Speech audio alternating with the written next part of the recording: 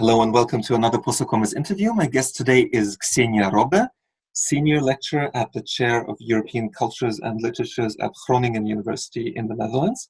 Hello, Ksenia. Hello, Misha. Ksenia is one of the co-founders and leaders of the PoSoCoMeS group, and among many other things, she is one of the editors of the PoSoCoMeS Bulletin, which from modest beginnings very quickly reached enormous proportions and is available at the PoSoCoMeS website, informing you not only about our group's activities, but also about publications, conferences, and various other news in the field. But today I want to talk mostly about her own research interests.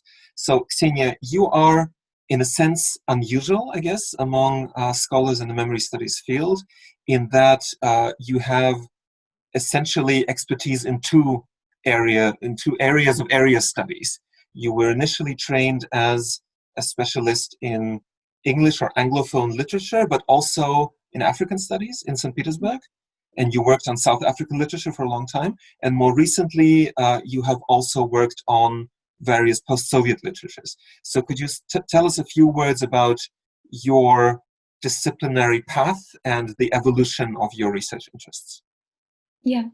It's definitely not a straight path or something like a thought-out trajectory from the very beginning. So it was, I think, shaped by curiosity at different points. But at the beginning, my curiosity was in something different from what I knew from my life, my school, and the Russian literature, which I knew from my readings. So at the beginning, it was interest in generally African cultures, and especially Southern African, which was my specialization because of the popularity of the topic at that time during the 90s, when the Truth and Reconciliation Commission was on and just ended, which also produced resonances with the transformation aspects in the Russian society, the socialist societies then. And within the African studies, I started focusing on Afrikaans literature, which holds uncomfortable position between African studies and European literatures. And quite quickly, I started comparing the processes across the Afrikaans and Anglophone literatures in Southern Africa and in South Africa specifically. So my curiosity and my question at that time was why there have existed over 200, especially 100 years, as separate trends, Afrikaans and English language literature writing, with almost no intersections institutionally, the way they're taught at universities, the way the publishing is organized, the way these products are disseminated and discussed, and the way literary histories are written. So my curiosity and ambition was at that time to start finding ways of writing transcultural literary histories. And my focus was on very small and minor topic, because my idea is that you can start developing transcultural and comparative approaches from really something small where these comparisons are possible. And so my focus was on women's writing and representations of motherhood. So at that time, it had a very distant connection to memory, mainly through family histories and genealogies and the way they are represented in literature. But later on, after my PhD, I started comparing across South Africa and post-socialist contexts. And that's when you became really profoundly invested in the topic of memory. Yeah, exactly. So for me, there existed quite a lot of parallels between the transformation processes and the way they were figured in cultural production across South Africa and Russia. But what became most interesting for me is not how they took place, but how they are being remembered, particularly during the last decade, when this becomes a topic and a turning point for revising views of democratization, transformation in public discourses, but also in cultural productions. And what I found interesting is that you're approaching this, among other things, through a lens of post-socialist memories, which might seem surprising at first, because of course South Africa was never a socialist state, but which does make sense because the resistance movements against apartheid, many of them were socialist or even communist in ideology. And I think that's a very important reminder that the memory of socialism or post-socialist memory is not necessarily the memory of life under state socialism, as it is usually conceptualized, but it's also, of course, the memory of the many and extremely diverse socialist movements across the world. Yeah, exactly. So for me, the most interesting part of this comparison is to focus on how younger activists or people who are active in the public sphere and try to develop new imaginations of transformation and change, how they relate to the previous generations who were working towards the same. And these people were mainly involved in social movements, anti-colonial movements, which had a socialist communist underpinning to larger or less extent, but it was a topic to which they had to relate at that time. So can you say a little more about what you have found in this comparison between two regions that you're probably one of the very, very few people in the world to think of comparing, right? So it's rather unusual to compare post-Soviet countries with Southern African countries. Can you say a few words about the main similarities, perhaps surprising similarities that you found, but also about what strikes you as the main productive differences? Mm-hmm. Yeah, so the obvious differences are, of course, the character of the regimes against which these movements, anti-apartheid and, well, not necessarily anti-Soviet, but movement towards change and towards transformation of the regime were taking place. So the character of the regimes was different, the ideologies were different, even though there are some similarities. So both were projects of modernity and alternative modernity compared to the Western one, and both involved aspects of social engineering. So the creation of society in South Africa in the most obvious way, which was divided, spatially separated, culturally separated. In the Soviet Union, of course, these processes were hidden, rather, even though they existed, but an imagination of society which can be created, which can be handmade and shaped through ideology, this was dominating. So these are the parallels, which are not very evident, but I'm not interested in those. This is more of a background for my research. I'm interested in the parallels in memory practices over the last 30 years and their dynamics and how they have been changing.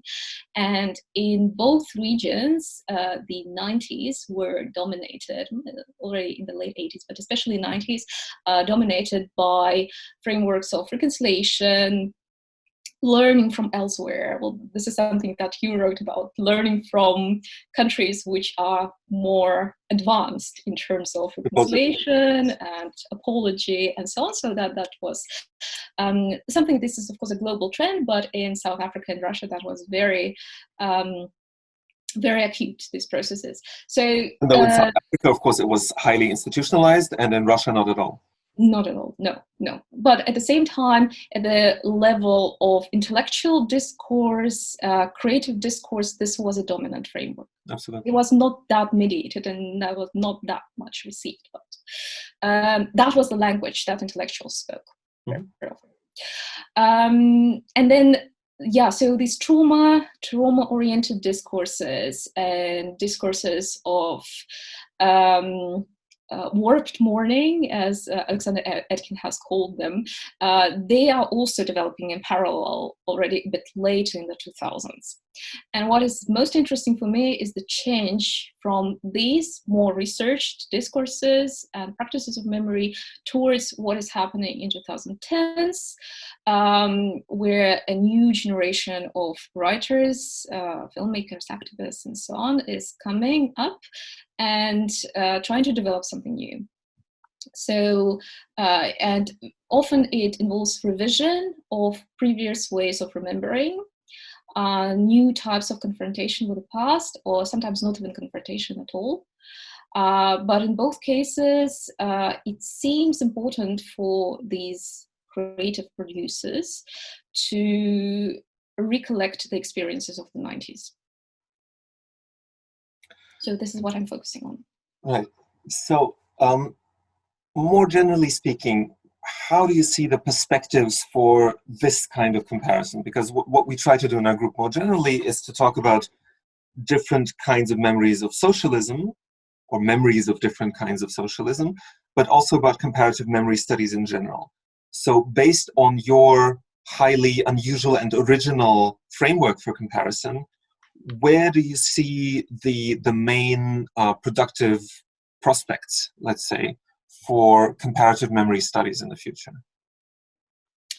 So I think this comparative research on the shifts in memory frameworks, which are to a large extent transnational and global, are very important. But this is something that has been happening in memory studies for a while.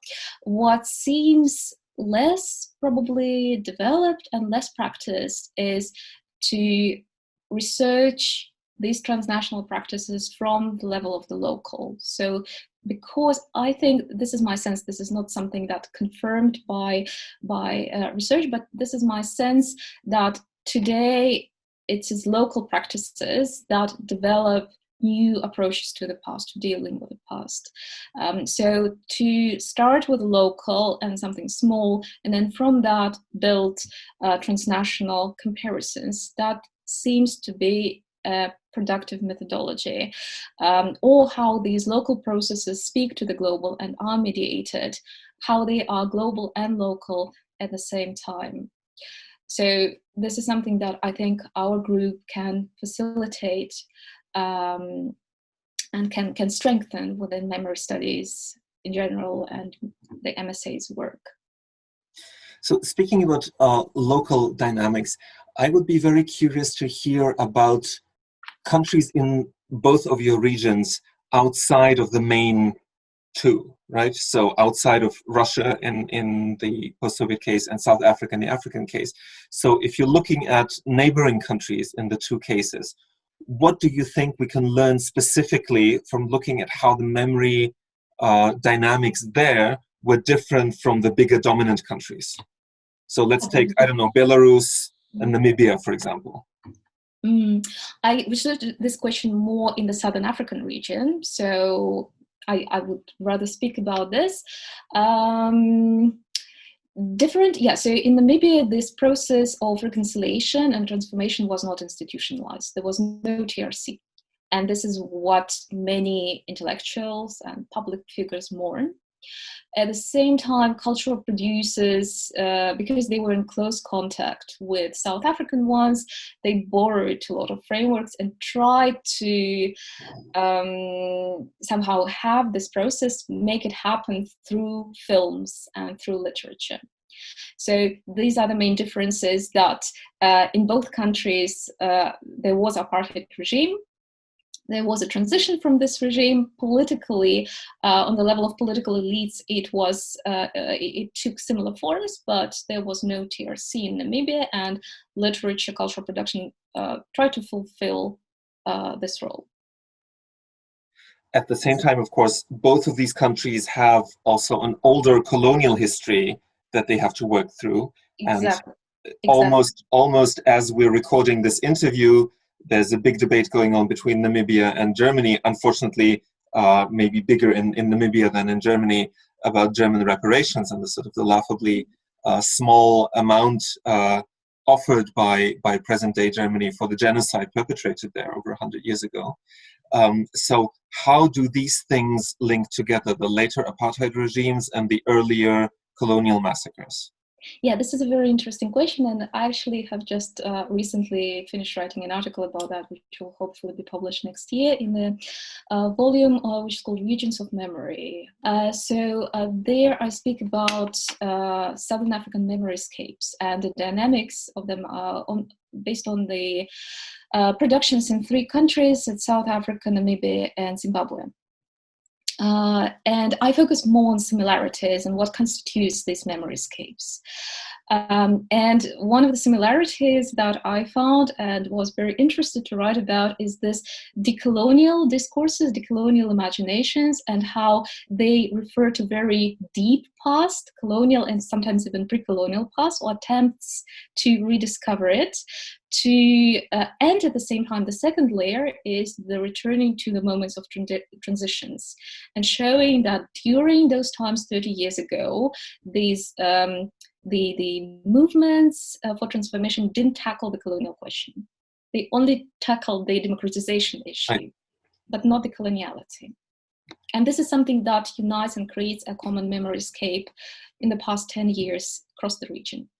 Right. And do you see similarities to that in the post-Soviet world?